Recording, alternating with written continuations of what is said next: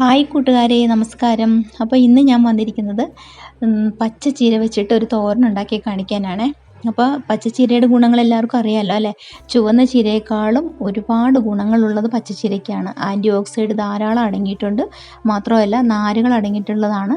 100 gram ചീരയിൽ ഒരു 25% ഇരുമ്പ് സത്ത് അടങ്ങിയിട്ടുണ്ട്. പച്ചിലകളിൽ ഏറ്റവും കൂടുതൽ ഇരുമ്പ് അടങ്ങിയിട്ടുള്ളത് പച്ചച്ചീരയിലാണ്. അപ്പോൾ ഇതെങ്ങനെയാണ് തയ്യാറാക്കുന്നതെന്ന് കണ്ടിട്ട് വരാം. അപ്പോൾ ഞാനിവിടെ 1/2 കിലോളം വരുന്ന ചീര എടുത്തിട്ടുണ്ട്. അപ്പോൾ നമ്മളിത് 1 കിലോ വാങ്ങിച്ചതാണ്. അപ്പോൾ ഞാനിത് പകുതിയേ എടുക്കുന്നുള്ളൂ ഇപ്പോൾ തോരൻ വയ്ക്കാനായിട്ട്. അപ്പോൾ ഇതിൻ്റെ പുഴുവലയൊക്കെ ഒന്ന് നോക്കിയെടുക്കണം.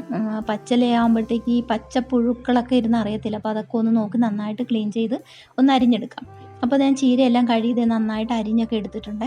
അപ്പോൾ ഇതിൻ്റെ തണ്ട് ഞാൻ വേറെ അരിഞ്ഞ് വെച്ചിരിക്കുകയാണ്. അപ്പോൾ അത് നമ്മൾ ആദ്യം തണ്ട് ഇട്ടിട്ട് വേണം ഇലകൾ ഇട്ട് കൊടുക്കാനായിട്ട്. തണ്ടിന് ഇച്ചിരി വേവ് കൂടുതലാണ്. അപ്പോൾ തണ്ട് ഞാൻ ചെറുതായിട്ട് തന്നെയാണ് അരിഞ്ഞെടുത്തിരിക്കുന്നത്. അപ്പോൾ അതിൻ്റെ കൂടെ തന്നെ ഞാൻ കുറച്ച് പൊന്നാങ്കണ്ണി ചീര ഇവിടെ ഉണ്ടായിരുന്നു. അപ്പോൾ അതും കൂടെ കുറച്ച് അരിഞ്ഞ് വെച്ചിട്ടുണ്ട്. അപ്പോൾ പച്ചച്ചീരയുടെ കൂടെ തന്നെ ഞാൻ ഇത് ഇടുന്നുണ്ട്. അതില്ലേലും നമുക്കിത് ഒറ്റയ്ക്കാണെങ്കിലും ചെയ്യാം. അതിപ്പോൾ ഉള്ളത് കൊണ്ട് ഞാൻ എൻ്റെ കൂടെ ഇടുന്നതേ ഉള്ളൂ. അപ്പോൾ അതിനായിട്ട് ഒരു അരപ്പ് തയ്യാറാക്കണം. അതിൽ മിക്സിയുടെ ജാറിലേക്ക് 2 പിടി തേങ്ങ ഇട്ട് കൊടുത്തിട്ടുണ്ട്. അതിൻ്റെ കൂടെ മഞ്ഞൾപ്പൊടി, പിന്നെ ഒരു പിഞ്ച് മുളക് പൊടിയും കൂടി ഇട്ട് കൊടുക്കാം, ഒരു കളറിന് വേണ്ടിയിട്ട് മാത്രം.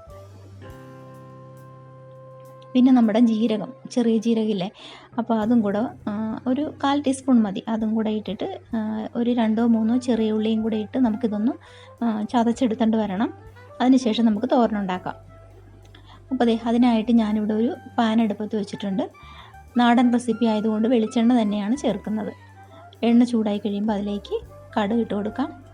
കടുകൊന്ന് പൊട്ടിക്കഴിയുമ്പോൾ ഞാനൊരു 1/4 ടീസ്പൂൺ അരി എടുത്ത് വെച്ചിട്ടുണ്ട്. അരി ഒന്ന് പൊട്ടിച്ചെടുക്കണം. അതൊരു പ്രത്യേക ഫ്ലേവർ കിട്ടും, നല്ലൊരു ടേസ്റ്റുമാണ്. അപ്പോൾ അരി ഇട്ട് അത് പൊട്ടി വന്നതിന് ശേഷം അതിലേക്ക് വറ്റൽ മുളകും ചെറിയ ഉള്ളിയും കൂടെ അരിഞ്ഞത് ഇട്ട് കൊടുത്തിരിക്കുകയാണ്. അപ്പോൾ അതൊന്ന് മൂത്ത് വരട്ടെ. അത് മൂത്ത് വന്നതിന് ശേഷം ആദ്യം നമുക്ക് ചീരത്തണ്ട് ഇട്ട് കൊടുക്കാം.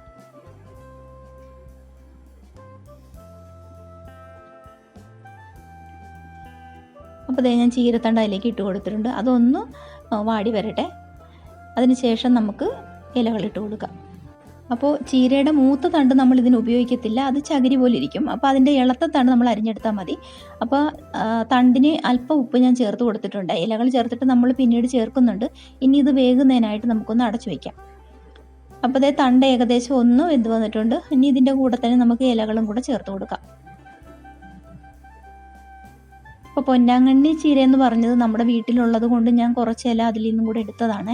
അപ്പോൾ ഈ ചീരയുടെ ഇല അരിഞ്ഞു വരുമ്പോൾ ഒരുപാടുള്ളത് പോലെ നമുക്ക് തോന്നും. പക്ഷേ കുക്ക് ചെയ്ത് കഴിയുമ്പോഴത്തേക്ക് അത് തീരെ കുറവായിരിക്കും. അപ്പോൾ അതുകൊണ്ടാണ് ഞാൻ പിന്നെ കുറച്ച് പൊന്നാങ്കണ്ണി ചീരയുടെ അതും കൂടെ ഇതിലേക്ക് ചേർത്തത്.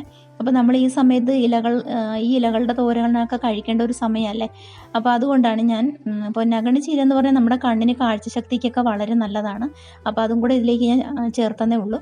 അപ്പോൾ ഈ ഇലകളെല്ലാം നമുക്ക് നന്നായിട്ടൊന്ന് മിക്സ് ചെയ്തെടുക്കണം. അതിനുശേഷം നമുക്ക് അല്പം ഉപ്പും കൂടെ ചേർത്ത് കൊടുക്കേണ്ടതുണ്ട്. ആദ്യം നമ്മൾ കുറച്ച് ഉപ്പ് ഇട്ടിട്ടുള്ളായിരുന്നു തണ്ടുകൾക്ക് മാത്രമായിട്ട്. ഇനി ഉപ്പിട്ടിട്ട് നന്നായിട്ടൊന്ന് ഇളക്കി യോജിപ്പിക്കണം.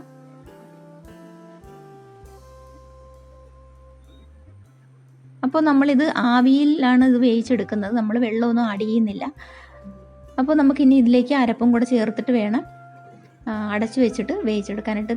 വളരെ തീ കുറച്ച് വെച്ചിട്ട് വേണം വേവിക്കാനായിട്ട്.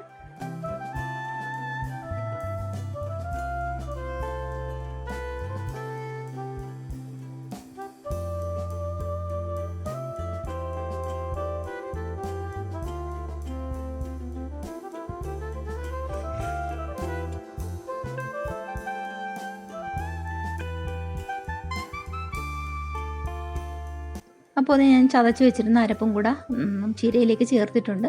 ഇനി എല്ലാം കൂടെ ഒന്ന് ഇപ്പം മിക്സ് ചെയ്യേണ്ട ആവശ്യമില്ല. ഇനി എല്ലാം ഒന്ന് തട്ടിപ്പൊത്തി വെച്ചിട്ട് നമുക്കൊന്ന് അടച്ചു വയ്ക്കാം. അതിനുശേഷം ഒന്ന് ആവി കയറി കഴിഞ്ഞിട്ട് ഒന്ന് ചിക്കി തോർത്തിയെടുത്താൽ മതി. ഇപ്പോൾ നന്നായിട്ട് ആവിയൊക്കെ വന്ന് ആ തേങ്ങാക്കൂട്ടൊക്കെ വെന്ത് കിട്ടിയിട്ടുണ്ട്. അപ്പോൾ എല്ലാം കൂടെ നന്നായിട്ടൊന്ന് മിക്സ് ചെയ്തെടുക്കുക. അപ്പോൾ ഉപ്പൊക്കെ ഈ സമയത്തൊന്ന് ചെക്ക് ചെയ്ത് നോക്കിയിട്ട് പോരുന്നുണ്ടെങ്കിൽ ചേർത്ത് കൊടുക്കുക. അപ്പോൾ വളരെ ഹെൽത്തിയും ടേസ്റ്റിയുമായിട്ടുള്ള ചീരത്തോരൻ ഇവിടെ റെഡിയാണ്. അപ്പോൾ ഇനി പച്ചച്ചീര കിട്ടുമ്പോൾ എല്ലാവരും ഇങ്ങനെ ഒന്ന് തയ്യാറാക്കി നോക്കൂ, വളരെ ടേസ്റ്റിയാണ്. അപ്പോൾ നമ്മുടെ വീഡിയോ ഇഷ്ടപ്പെട്ടെങ്കിൽ ഒരു ലൈക്ക് തന്ന് നമ്മളെ സപ്പോർട്ട് ചെയ്യാൻ മറക്കരുത്. ആദ്യമായിട്ട് വീഡിയോ കാണുന്ന കൂട്ടുകാരാണെങ്കിൽ നമ്മുടെ ചാനലൊന്ന് സബ്സ്ക്രൈബ് ചെയ്ത് കൂട്ടാക്കിയേക്കണം. വീഡിയോയെക്കുറിച്ചുള്ള അഭിപ്രായങ്ങൾ കമൻറ്റ് ബോക്സിൽ അറിയിക്കാൻ മറക്കല്ലേ. അപ്പോൾ നമുക്ക് അടുത്തൊരു വീഡിയോ ആയിട്ട് കണ്ടുമുട്ടാം. അതുവരേക്കും എല്ലാവർക്കും tata, bye bye, see U.